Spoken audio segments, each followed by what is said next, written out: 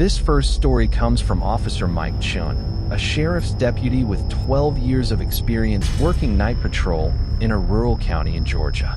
Mike has conducted thousands of traffic stops, responded to countless calls, and knows every back road in his jurisdiction. On a humid August night last year, Mike was running radar on Highway 27, a two-lane road that cuts through farmland and forest.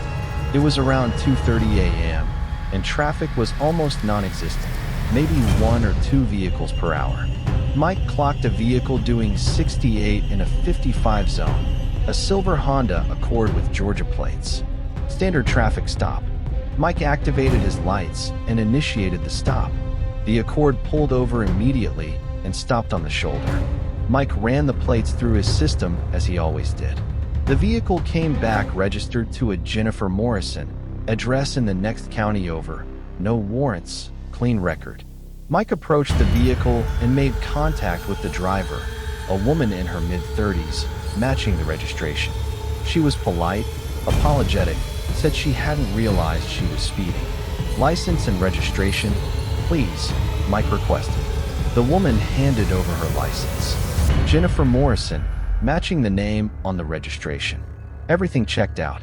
Mike explained he was giving her a warning, reminded her to watch her speed, and sent her on her way. The whole interaction took maybe 5 minutes. Standard traffic stop, no issues. Mike returned to his patrol position and continued running radar. About 30 minutes later, he clocked another vehicle speeding, 68 in a 55, a silver Honda Accord. Mike thought it was coincidental that someone would be going the exact same speed in the same type of car, but he initiated the stop. As the Accord pulled over, Mike noticed it was stopping in the exact same spot as the previous vehicle. Same Georgia plates, same registration, Jennifer Morrison. But when she looked at the monitor, it was displaying a steady heart rhythm. Not the flat line you'd expect from a disconnected machine, but the regular rhythm of someone sleeping peacefully. Linda checked the leads. They weren't connected to anything. The monitor was receiving a signal, but there was no source. She unplugged the machine from the wall. The rhythm continued, powered by the backup battery that shouldn't have been active. Linda stood there staring at the monitor, watching the steady heartbeat pattern that looked exactly like Mr. Chin's normal sleeping rhythm from the weeks she'd cared for him. Then the call light above the bed turned on. In an empty room, with no patient, the call light was requesting a nurse. Linda's training kicked in. She pressed the call button to respond and said, "This is Linda. How can I help you?" Silence. She tried again. "Hello? This is your nurse. Did you press the call button?" Then, through the intercom, she heard a voice she recognized. Weak, but unmistakably Mr. Chen's voice. "Linda, could you please turn down the lights? They're too bright." Linda felt her blood go cold. She looked around the room. Only the standard overnight lighting was on, the same dim level maintained in all empty rooms. "Mr. Chun," she whispered, "thank you for taking such good care of me." The voice continued through the intercom. "I wanted to make sure you knew. I'm comfortable now. The pain is gone."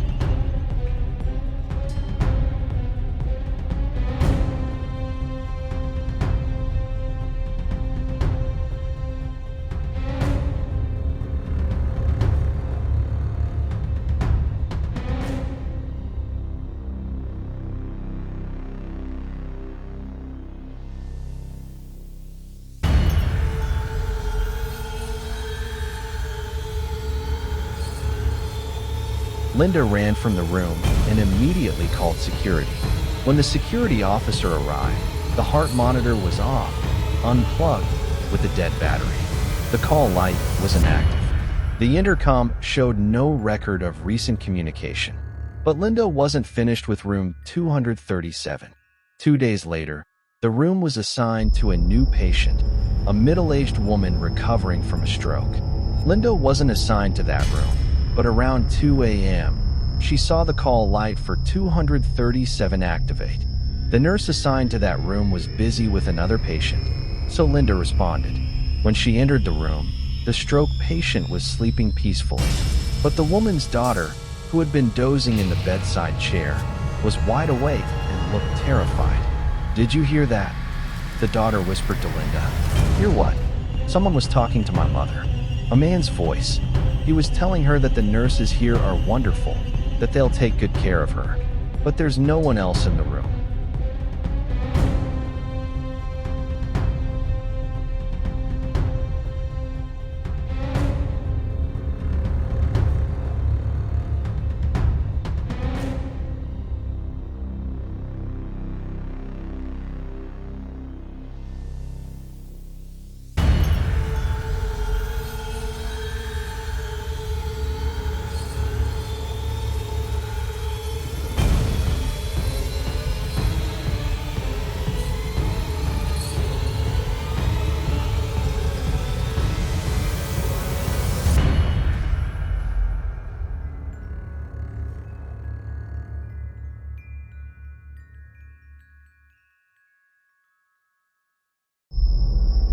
Linda felt chills run down her spine. What did the voice sound like? Older, kind. He had a slight accent. Chinese, maybe? He kept saying, "Linda will take good care of you. Linda is the best nurse here." Linda had never introduced herself to this patient or her family. Her name wasn't on the door or visible anywhere in the room.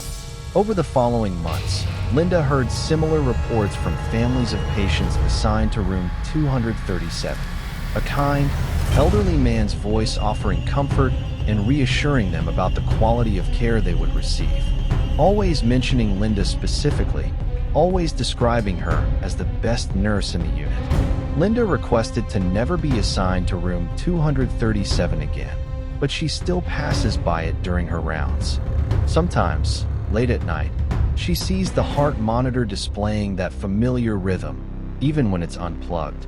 And sometimes, when new patients arrive scared and alone, their families report that a gentle voice told them not to worry because Linda would take excellent care of them. Linda sent me copies of the incident reports she filed, along with statements from family members who heard the voice. She also included Mr. Chen's medical records showing his heart rhythm patterns, which exactly match what she observed on that monitor. Some patients, it seems, never really leave the ICU.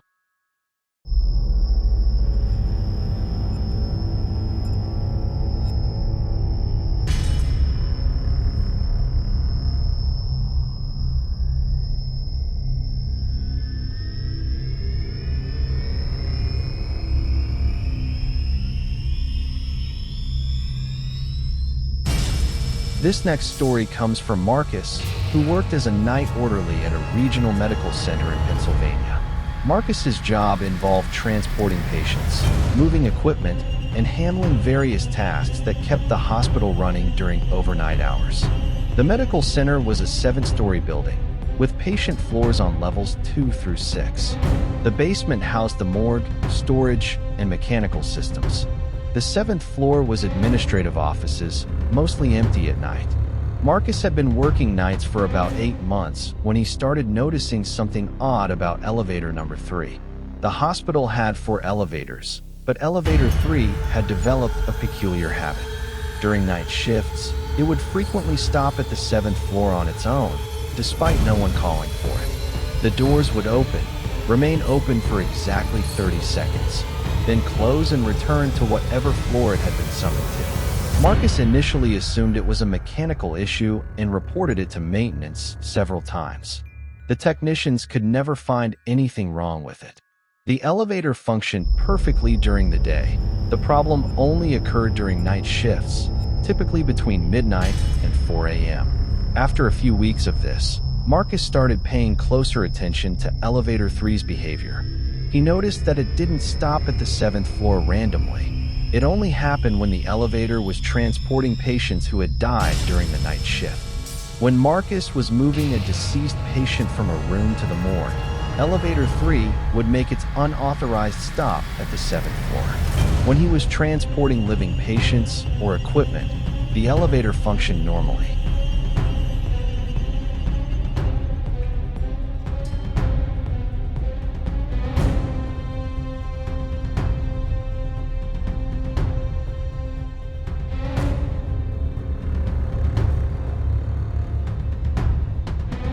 Marcus mentioned this to other night staff, and several nurses confirmed they'd noticed the same pattern. But everyone just wrote it off as a coincidence or a quirky mechanical issue. That changed on a Thursday night in February. Marcus was transporting Mrs. Rodriguez, an elderly patient who had passed away from complications following heart surgery. As usual, when he pressed the basement button to take her to the morgue, the elevator stopped at the 7th floor. But this time, when the doors opened, Marcus saw someone standing in the hallway. It was an elderly man in a hospital gown, standing with his back to the elevator. Marcus called out, "Sir, are you okay? You shouldn't be up here at night." The man turned around, and Marcus immediately recognized him. It was Mr. Patterson, a patient who had died 3 weeks earlier. Marcus had transported Mr. Patterson's body to the morgue himself. Mr. Patterson looked exactly as he had in life, but there was something different about his appearance. He seemed clearer somehow, more present than the frail, sick man Marcus remembered from his final days. "Thank you for being so gentle with us," Mr. Patterson said. "We appreciate the dignity you show." Marcus stood frozen in the elevator, unsure if he was hallucinating or having some kind of breakdown. But Mrs. Rodriguez's body was right there beside him, and this was definitely happening. Marcus managed to ask. Mr. Patterson smiled and gestured down the hallway. For the first time, Marcus looked beyond Mr. Patterson and saw others. Dozens of people in hospital gowns, all ages, all standing peacefully in the 7th floor hallway. Marcus recognized several faces, patients he had transported to the morgue over the previous months.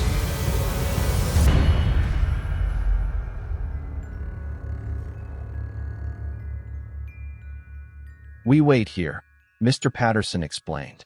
"Before we move on, it's peaceful on the 7th floor, quiet, and we wanted to thank the people who cared for us." The elevator doors began to close. Marcus reached for the button to hold them open, but Mr. Patterson held up his hand. "Take care of Mrs. Rodriguez," he said. "She's ready to join us now.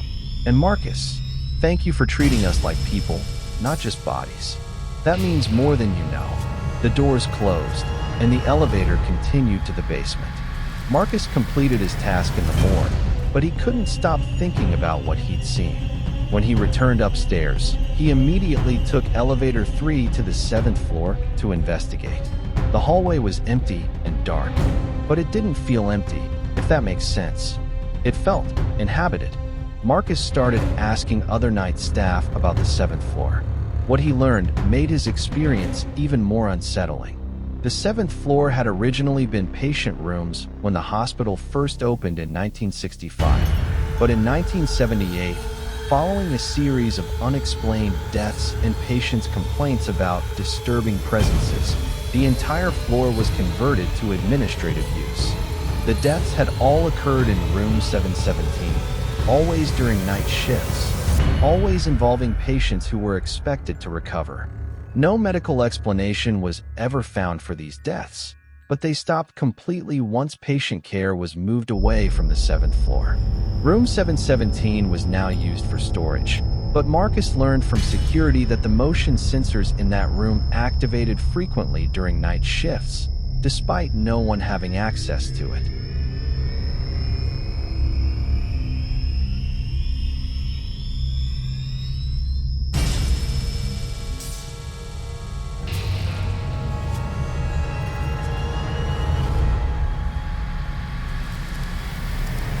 Sarah got in her canoe and paddled away.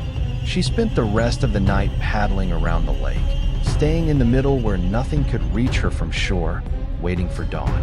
When morning came, Sarah paddled straight to the nearest ranger station, abandoning all her camping equipment on the island. She reported everything: the cabin, the carvings, the voices, the splashing. The rangers were skeptical but agreed to investigate. They took a team to the location Sarah had marked on her GPS. They found no cabin. The clearing was there, that perfect circle of bare earth. But there was no structure, no signs that a cabin had ever existed. No old logs, no foundation, no debris. Sarah showed them her photographs. The rangers saw the cabin clearly in her images. the weathered logs, the broken window, the door hanging on one hinge. They saw the carvings on the wall. "Stay away. Do not sleep here. It comes at night." But when they stood in the clearing where the cabin should have been, there was nothing. One of the rangers, an older man with 30 years of experience in the Boundary Waters, pulled Sarah aside. "You're not the first person to report a cabin in this area," he said quietly. "Every few years, someone finds it. Always in the same location, always abandoned, always with warnings carved into the walls. But when we investigate, there's nothing there. Just that clearing." He continued, "The Ojibwe people who've lived in this region for centuries have stories about this place. They say there's something in the northern forest that tricks people, lures them to places they shouldn't go. It can imitate voices, create illusions, make you see things that aren't there. They call it a Manitou, a spirit. The warnings you saw weren't meant for you," the ranger added. "They were meant for whoever carved them. They were trying to remind themselves not to fall for the trick again, not to return to the cabin, even though they could see it and it looked real. Last I heard, it's still out there somewhere, rusted hulk on the side of Route 50.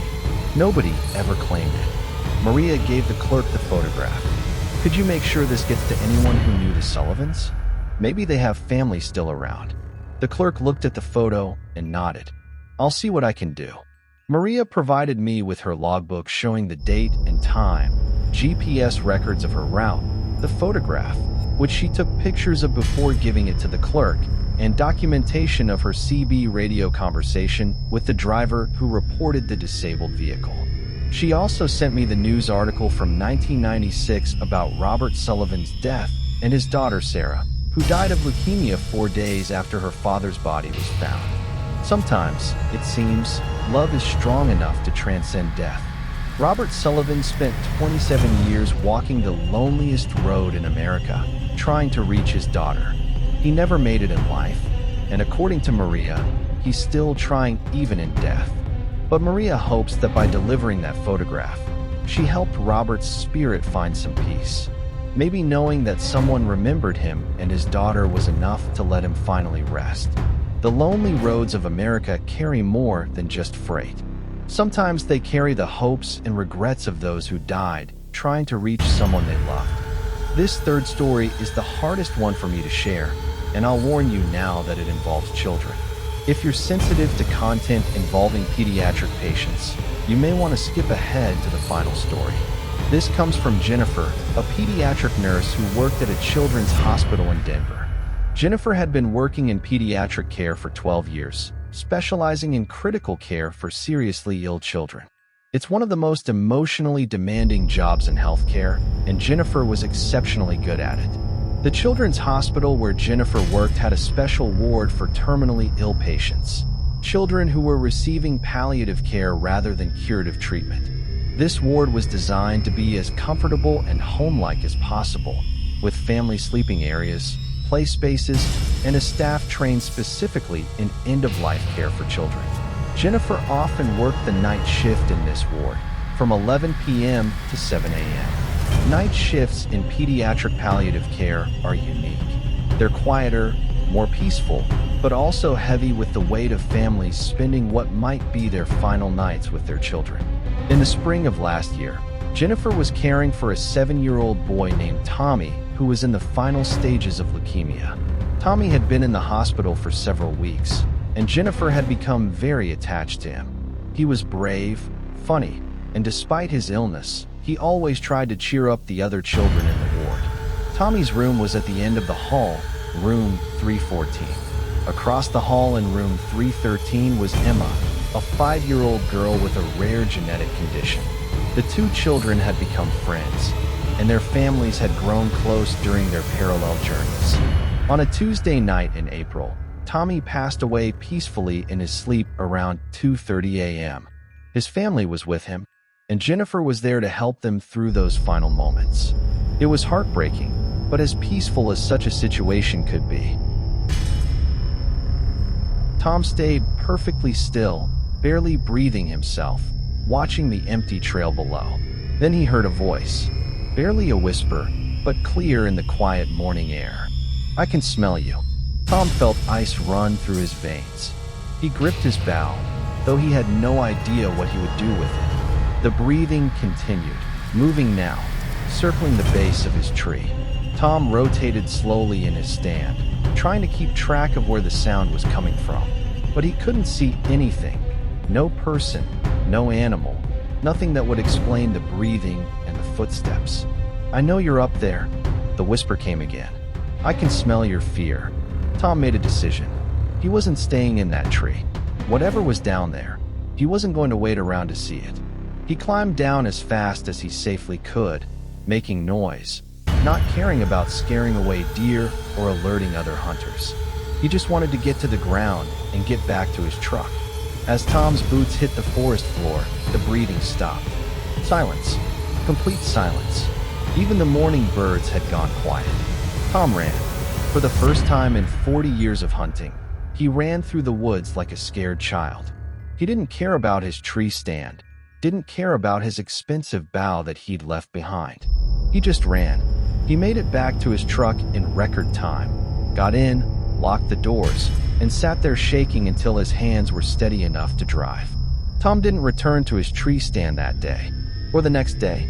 In fact, he didn't go back to retrieve his equipment until after hunting season ended, and when he did, he brought 3 friends with him. When they reached the tree, they found Tom's bow still hanging on the hook where he'd left it. His seat cushion was still strapped to the stand. Everything was exactly as he'd left it, except for one thing. At the base of the tree, scratched into the bark at about chest height, for someone standing on the ground, were 4 words: "We watch you sleep." Jennifer had been found in the exact position the officers described many times before. Neighbors reported that for the past month, they had occasionally seen Jennifer standing motionless in her living room for hours at a time, always in the same spot, always staring in the same direction. The direction she was staring was toward Emma's bedroom, which Jennifer had left exactly as it was when Emma died. Rachel stayed on the line during the entire police investigation, and she could hear the child's voice throughout. "Why won't Mommy play with me anymore? I miss Mommy's hugs. Tell Mommy I'm not scared of the dark anymore." The officers at the scene couldn't hear the child's voice. Only Rachel, through the phone line, could hear Emma talking. Jennifer was taken to a hospital for psychological evaluation. The doctors determined that she was suffering from severe catatonic depression, likely triggered by the anniversary of her daughter's death approaching. But here's what still haunts Rachel. The phone call had lasted for over an hour, with Emma's voice coming through clearly the entire time. When police examined the phone that made the call, they found it in Emma's bedroom, sitting on her small desk next to her coloring books.